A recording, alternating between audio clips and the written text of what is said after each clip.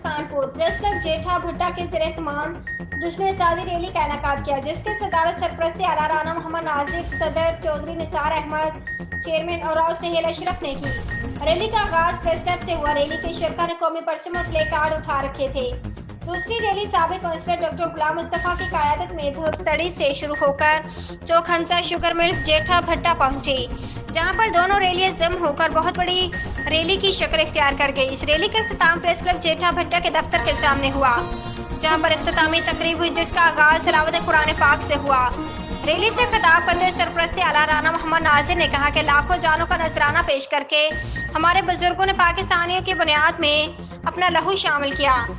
Doctor Ghulam Mustafa साबिक general council ने अपने खिताब में कहा कि आज़ादी का जश्न मनाना जिंदा कौमों का शेवा है। प्रेस क्लब जेठा भट्टा के सदर चौधरी निसार अहमद ने कहा कि आज़ादी का दिन अहद तजदीद का दिन है।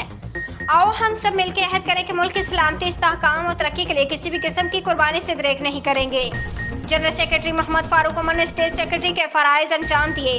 तकरीब के इख्तिताम पर प्रेस क्लब जेठा भट्टा में पाकिस्तान की 76वीं सालगिरह का केक सियासी और समाजी रहनुमा मोहम्मद नासिर ने काटा और वतन अजीज की सलामती के लिए खुसूसी दुआ मांगी गई।